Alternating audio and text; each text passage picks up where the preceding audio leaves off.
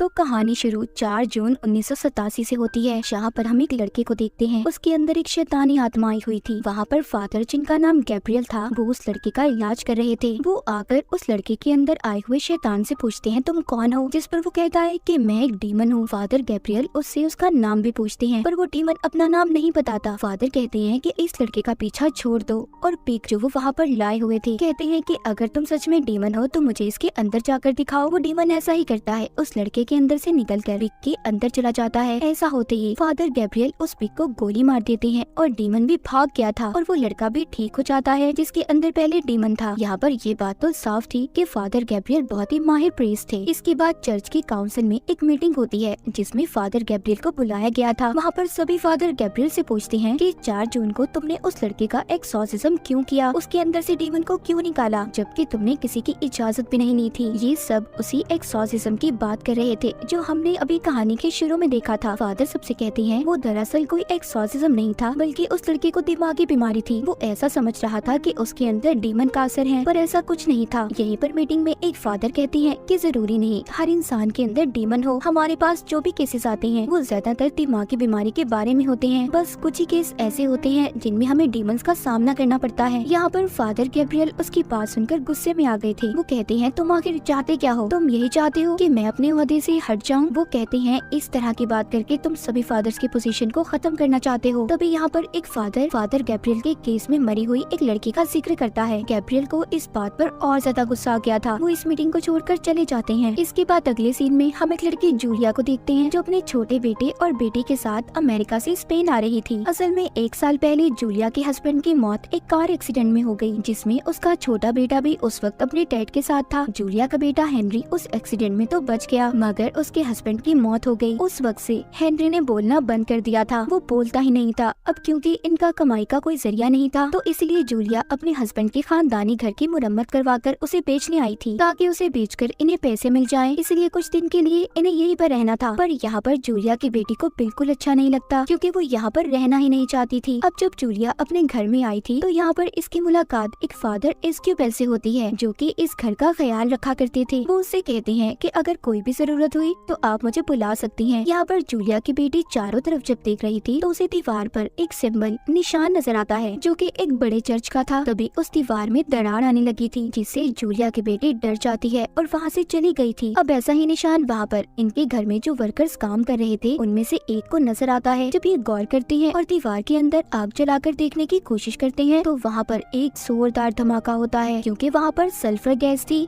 जिस वजह से ये हादसा हुआ था। और इस हादसे की वजह से बाकी के वर्कर्स ने भी काम करने से मना कर दिया था। जब ये सब चल रहा था तो वहाँ पर जूलिया का बेटा हेनरी अजीब अजीब हरकतें करने लगता है। उसे न जाने क्या हो गया था, उसने अब बोलना भी शुरू कर दिया था। जब जूलिया उसे देखने जाती है तो हेनरी के अंदर एक डीमन की आवाज बोल रही थी। वो अपने मुंह के ऊपर एक कट भी मार लेता है। यहाँ पर दरअसल जो वर्कर काम करने आया था उन्होंने आग जलाकर अनजाने में किसी खतरनाक डीमन को आजाद कर दिया था, जिसने बेचारे हेनरी को अपने काबू में कर लिया। हालांकि हेनरी को जूलिया हॉस्पिटल भी लेकर जाती है, जहाँ पर डॉक्टर उसे ये बताते हैं कि वो बस अपने डैड की मौत के सदमे में है, इसीलिए उसे दिमागी डॉक्टर की जरूरत है। डॉक्टर जूलिया को एक इंजेक्शन भी देती है और कहती है कि हेनरी अगर काबू से बाहर हो तो तुम उसे ये इंजेक्शन लगा देना, जिससे वो बेहोश हो जाएगा। जूलिया को डॉक्टर की बातों पर यकीन नहीं आ रहा था, इसीलिए वो मदद के लिए फादर एस्क्यूबेल के पास जाती है। फादर जैसे ही हेनरी को देखने अंदर जाते हैं तो उसके अंदर का डीमन फादर को उठाकर बाहर फेंक देता है। अगले सीन में हम फादर गैब्रियल के साथ उनके हेड को देखते हैं। हेड फादर गैब्रियल को स्पेन जाने का कह रहे थे। हेड उसे हेनरी के बारे में बताते हैं। कहती है कि यहाँ पर एक फैमिली है जिसे तुम्हारी मदद की जरूरत है, और उस जगह की वजह से चर्च ने भी बहुत मुसीबतों को देखा है, इसीलिए तुम्हें जाकर उस बच्चे को बचाना होगा। उसके अंदर बहुत ही खतरनाक डीमन है, तुम जो भी करना सोच समझ कर करना।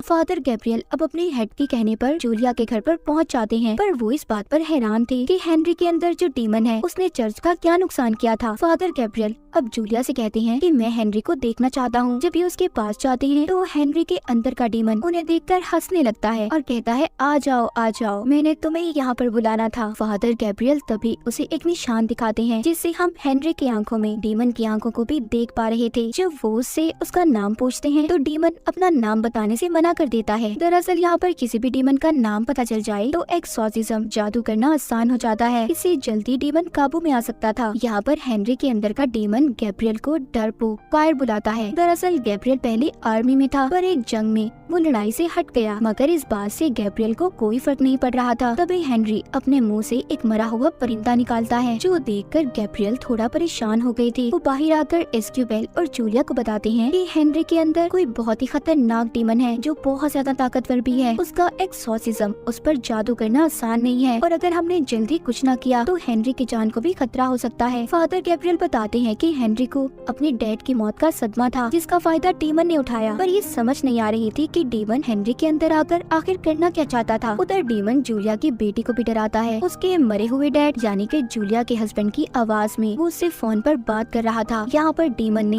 अपना काम करना शुरू कर दिया था। उधर एस्क्यूबेल और गैब्रियल मिलकर हेनरी का एक्सॉर्सिज्म करने की तैयारी कर रहे थे। जब ये दोनों उसके पास जाते हैं तो डीमन इन्हें इनकी पिछली जिंदगी के बारे में बताता है। वो गैब्रियल से कहता है, तुम्हारी वजह से एक लड़की की जान गई, और एस्क्यूबेल से कहता है कि तुम प्रीस्ट हो ना, फिर भी गलत काम करते हो। ये बात सुनकर एस्क्यूबेल हेनरी का गला दबाने लगता है। गैब्रियल उसे रोकता है, इस वजह से इनका एक्सॉर्सिज्म भी पूरा नहीं हो पाया था। अब बाहर आकर एस्क्यूबेल अपनी कहानी गैब्रियल को बताता है। कहता है कि मुझे एक लड़की से प्यार हो गया, पर वो नहीं जानती थी कि मैं एक प्रीस्ट हूँ, और हमारे बीच बहुत कुछ गलत हुआ, पर जब मुझे एहसास हुआ मैंने उसे छोड़ दिया और अपनी जिंदगी प्रीस्ट बनकर गुजारने का फैसला किया। इसलिए वो डीमन मेरी कमजोरी का फायदा उठाना चाहता है। उसे फादर गैब्रियल को अपने दिल की बात बताकर काफी अच्छा हल्का महसूस हो रहा था। अब बारी थी गैब्रियल की। वो बताते हैं कि जब जंग के दौरान मेरे सारे साथी मर गए, तब मैंने प्रीस्ट फादर बनने का फैसला किया। मेरे पास तब सबसे पहला केस एक लड़की का आया। उसको किसी डीमन ने अपने काबू में किया हुआ था, पर मुझे लगा कि वो दिमागी तौर पर पागल है, पर ऐसा नहीं था। उसने मेरे सामने एक परिंदे को भी खा लिया। इसीलिए तो जब हेनरी ने अपने मुंह से मरे हुए परिंदे को निकाला तो मैं डर गया था, और वो लड़की बाद में छत से कूद गई, जिस वजह से उसकी मौत हो गई। मुझे आज तक यही लगता है, अगर मैं उसकी बात को मान लेता और उसमें से डीमन को निकाल देता तो आज वो जिंदा होती। इसीलिए अब फादर गैब्रियल एस्क्यूबेल से कहते हैं कि तुम्हें हेनरी पर नजर रखनी होगी, और खुद यहाँ पर उस डीमन के खिलाफ सबूत ढूंढने चले जाते हैं, जहाँ पर उन्हें इसी घर में एक कुआं मिलता है, जिसके ऊपर चर्च के निशान की सील लगी हुई थी, जिसको हटाने से फादर गैब्रियल को बहुत सारे कंकाल ढांचे नजर आते हैं। उधर दूसरी तरफ हम चर्च में गैब्रियल के हेड को देखते हैं, जो बैठे एक किताब को पढ़ रही थी, जिसे पढ़कर उन्हें ये बात पता चलती है कि वहाँ पर जो डीमन है वो बहुत ताकतवर है। वो एक ही वक्त में बहुत सारे लोगों को पोजेस्ड अपने काबू में कर सकता है। इसी किताब को पढ़ते हुए हेड की तबीयत भी खराब हो रही थी। उधर हेनरी के अंदर का डीमन, जो कि एस्क्यूबेल को चालाकी से अपनी मदद के लिए बुलाता है, जब वो उसके पास जाता है तो उसने उसका कान काट लिया था। साथ ही वो जूलिया की बेटी को भी दूर फेंकता है, और जूलिया को बेड पर फेंककर उसका गला घोटने लगता है। जब इन सब के बारे में गैब्रियल को पता चला तो वो वहाँ पर आकर सबको बचाते हैं।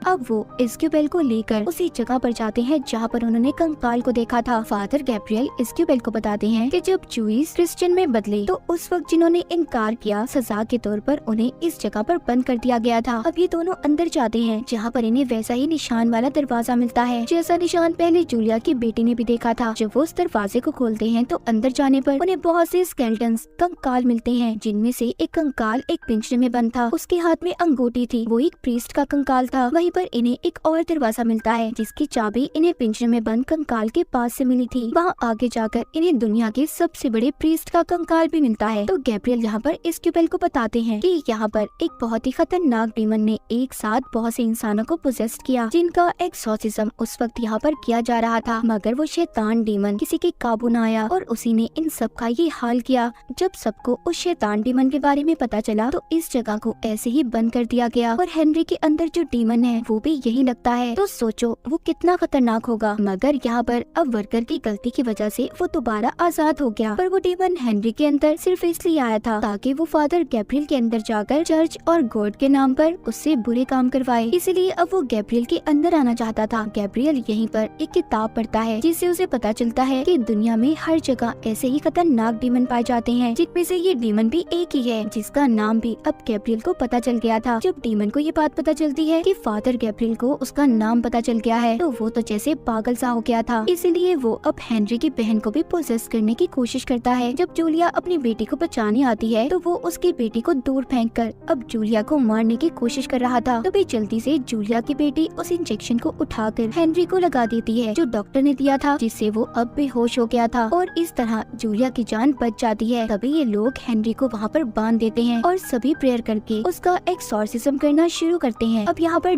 डीमन इन्हें अपनी असली ताकत दिखाता है। वो जूलिया की बेटी को पोसेस कर लेता है, जो देखते ही देखते छत की सीलिंग पर चढ़ गई थी। वो जूलिया को मारने की भी कोशिश करता है। डीमन गैब्रियल से कहता है कि अगर तुम मेरे सामने अपने घुटने टेक दोगे तो मैं सबकी जान को छोड़ दूंगा। गैब्रियल जब सबकी जान खतरे में देखता है तो वो डीमन की बात को मान गया था, जिससे वो डीमन सबकी जान को छोड़ देता है। इस बात का फायदा उठाकर इस्क्यूबेल जूलिया और उसके बच्चों को जल्दी से यहाँ से जाने का कहता है और खुद यहीं पर रुककर फादर गैब्रियल की मदद करने का फैसला करता है। अब डीमन हेनरी को छोड़कर फादर गैब्रियल के अंदर आ गया था। फादर खुद को फांसी लगाकर अपनी जान देना चाहते थे, क्योंकि वो जानते थे कि डीमन पता नहीं उससे क्या क्या गलत काम करवाएगा, पर डीमन ऐसा नहीं करने देता। गैब्रियल को खून की उल्टी आ रही थी, इसीलिए ये अब उसी एक्सॉर्सिज्म वाली जगह पर जाकर खुद को जलाकर मारने की कोशिश करते हैं। इसी बीच इस्क्यूबेल भी वहाँ पर पहुँच गया था, जो मंत्र पढ़कर एक्सॉर्सिज्म को शुरू करता है। पर तभी उधर डीमन उसके सामने उसी लड़की को ले आता है जिससे इस्क्यूबेल प्यार करता था। वो लड़की खून में नहाई हुई थी, वो उसे मारना शुरू कर देती है। उधर दूसरी तरफ गैब्रियल के सामने भी डीमन उसी लड़की को लाकर खड़ा कर देता है, जिसकी गैब्रियल की वजह से मौत हुई थी। इस्क्यूबेल यहाँ पर उस लड़की के सर पर जब क्रॉस का निशान रखता है, जिससे उसका जिस्म फट गया था, अभी गैब्रियल को भी देता है। इस तरह वो लड़की भी गैब्रियल से दूर हो गई थी, जिसके बाद दोनों इस्क्यूबेल और गैब्रियल मिलकर एक्सॉर्सिज्म को शुरू करते हैं और उस डीमन को उन्होंने हेल यानी कि नर्क में भेज दिया था। वहीं पर गैब्रियल की हेड की तबीयत भी ठीक हो गई थी। वो अब दोनों को बुलाकर शाबाशी देते हैं। तभी वहाँ पर एक और फादर आते हैं, जो बताते हैं कि अभी भी 199 जगह ऐसी हैं जहाँ पर ये शैतानी डीमन पाए जाते हैं। तुम्हें जाकर इन्हें खत्म करना होगा। और इसी के साथ ही कहानी यहीं पर खत्म हो जाती है।